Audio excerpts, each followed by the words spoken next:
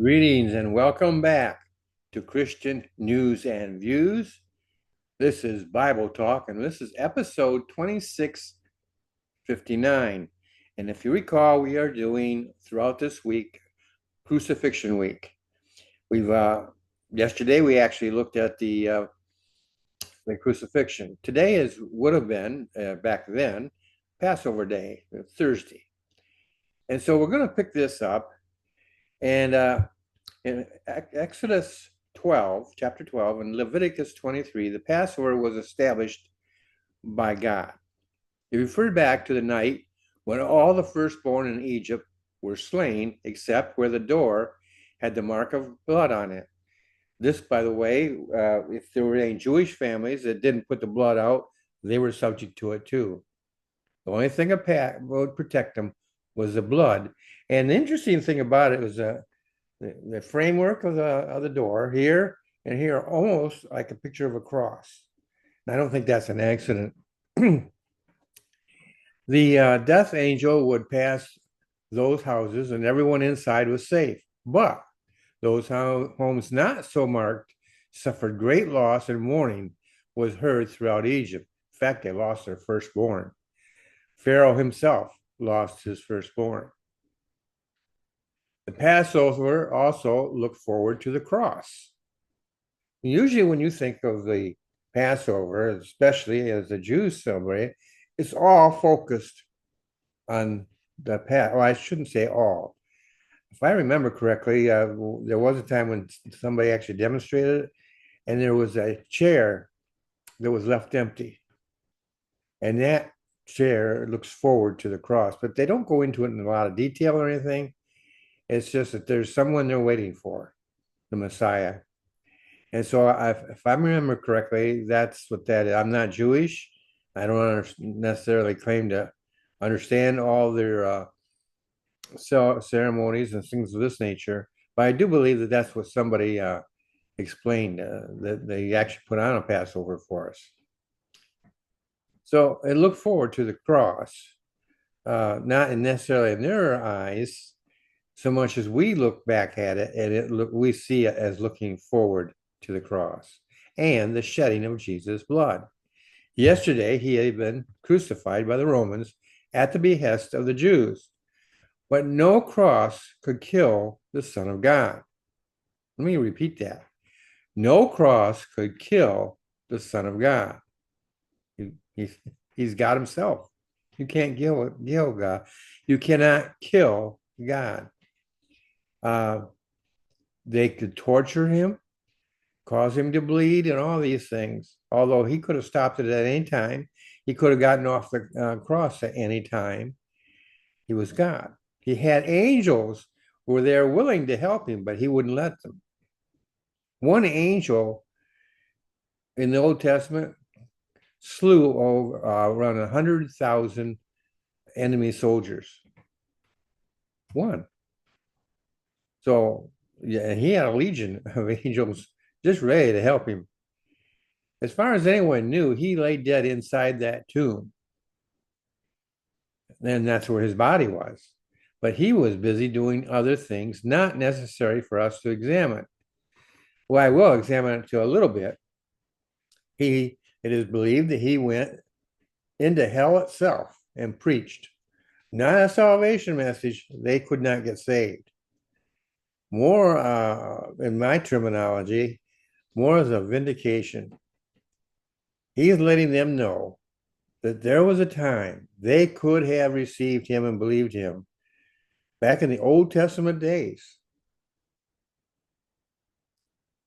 Some people, because all they needed to do was to put their trust in God, trust him, and trust the coming Messiah.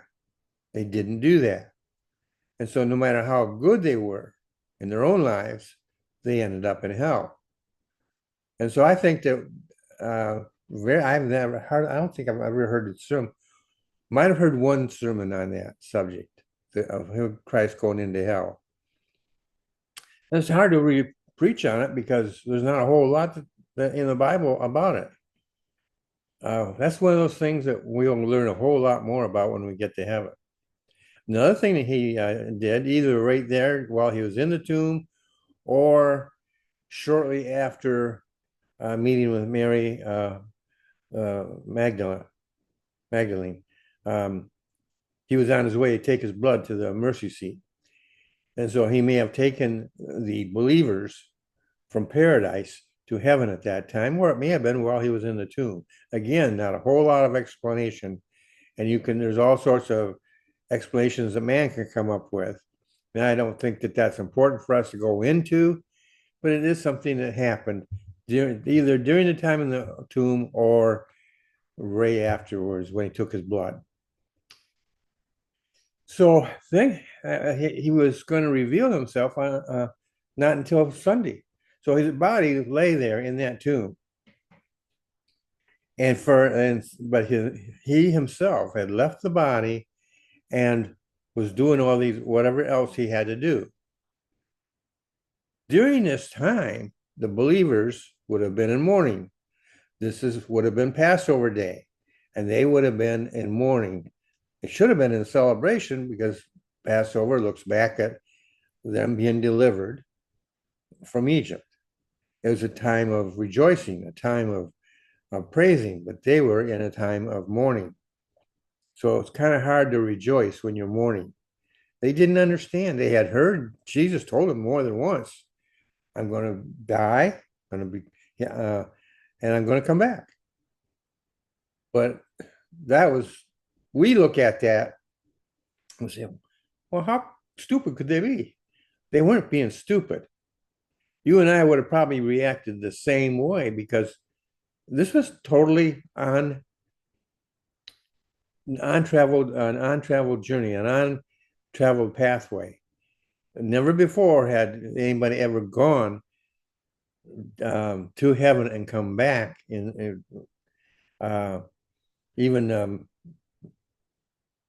Old Testament prophets. When they left. During Christ's ministry, two of them came back and stood with him, and they discussed the events that were going to take place in Jerusalem. Outside of that, there's not much. This would have been a shocking event for anybody and everybody. And so they had nothing to understand it. Why? Because in the Old Testament, when they're looking at prophecy, they're looking at mountain peaks and they're seeing these peaks. They do not see the church. The church is down in the valley. And so it's not until you get to the other side of this first mountain that you see that valley, the church age. And then the next peak is him coming back to begin his kingdom. So there's absolutely no reason why they should have understood. Jesus did everything he could to prepare them. But even as he was doing that, he knew that it was going to be a shock to their system. Believers, we live in a time capsule. God lives outside the time. He's not in the capsule at all. He created time. And so the whole thing is that this is where God is trying to communicate and comfort them in advance. And to some degree, he was able to do that. They didn't lose their faith so much. Because on Sunday morning, we see them going, the ladies going, but not in rejoicing, not in anticipating seeing an empty tomb, but they're going in a spirit of mourning. They needed to go in and clean his body up, and whatever was not done at the time of the crucifixion because of the time constraints needed to be done. Jewish tradition, as it was. They were going to do their duty. The others, the disciples, were back. They were back in hiding, and they were probably worried about the women if they knew the women had gone. So they were not. They were also in mourning. So he predicted his death, but and both his death and his resurrection. But they only thought about their loss. It was a time of mourning. But we know that within 3 days and 3 nights he would arise, and there would be rejoicing. And so that is what where we at today. We are looking at a time of where it's traditional. It's the celebration of the Passover while in Egypt, and which was followed by the Exodus. And so there was reasons for rejoicing, historically speaking, that they could look back at. And they probably went through the motions trying to do that. But in the back of their minds was the tragic loss of Jesus. They had believed. They believed that he was God, the Son of God. They even mentioned it. But now that belief was being tested, severely tested, because he was now in a tomb. He had died. They had seen it. They may have expected him to get off that cross. It didn't happen. And so here they are, sitting amongst themselves, fearful, because as far as I know, the Roman soldiers might be coming for them. The temple guards may be coming for them, whatever. And so they were hiding. Their doors were locked so that nobody can get in. But they did not have any kind of assurance. And at that point in time, although it was in their memory bank, they were not revisiting the things that he said about coming back. And I'm trying to put myself in their shoes or sandals. That would have been so traumatic. And your mind goes, when you're in a dark place, your mind tends to go to it and maybe even darker. And it really takes effort to shift that to a more positive frame. About the only positive thing they had right then was that the ladies were going to go and clean Jesus' body up so they're properly buried. The very fact that the women were on the way, it was more of they knew there was a need and they wanted to fill that need, but they didn't even know how they were going to get in the tomb. They were even, as they're going, they're thinking, well, who's going to roll the stone away? And so it was not there. Nobody was going and doing anything in anticipation of his resurrection. It was a time of mourning. It was a time of sadness. And it was a time in which questioning. Remember when John the Baptist was in prison and he sent his disciples to ask Jesus if he was the one? Well, I would equate what he was going through to what now the apostles and all the disciples were going through. It was a time of not just mourning, but self-doubt, questioning. Did we trust? Was he the one? And that's the one thing that didn't change. Although they were afraid, although they were desperate. Evidence of, I don't see any evidence that they ever once left their salvation.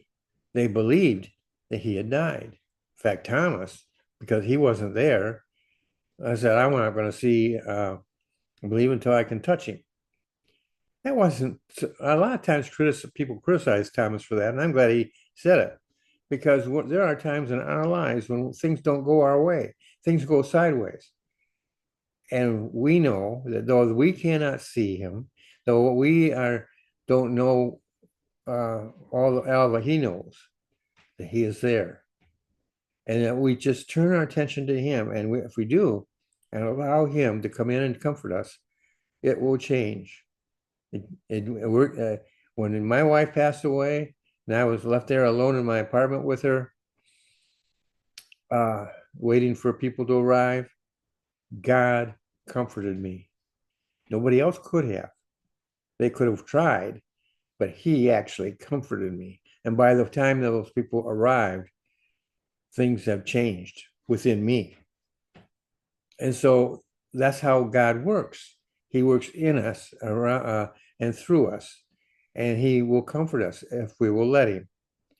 And so that is the thing here, that they're in this, call it limbo if you want, a very dark place, not knowing that the sunlight's about to shine through. Well, I hope this has been helpful to you, encouraging and inspiring. And I look forward to doing tomorrow's. And then there's Saturday, and then there's Sunday morning, Resurrection Sunday. Looking forward to all that. Well, you have a great day. And remember this, that TNR Independent Books is a sponsor of Bible Talk as well as Christian News and Views. And we are a Christian indie publisher, giving Christians the opportunity to be published and to have a place to be heard. You want to be heard? You have something that you've written or want to write? We have a writing course if you need to learn. But if you already know how to write and just need a publisher, we are there. We are here. And we would like to hear from you. You just simply go to trbookservices.com and select the service you want, and we can get started on your book. You have a great day, and I'll see you in the next episode. In the meantime, lift up your hearts and lift up your eyes, because Jesus is risen. We're going to hear more about it as this week progresses, but we don't have to worry about what's going to happen. We know he is risen, and we know that he loves us and is going to come back for us. You have a great day, and I'll see you in the next episode.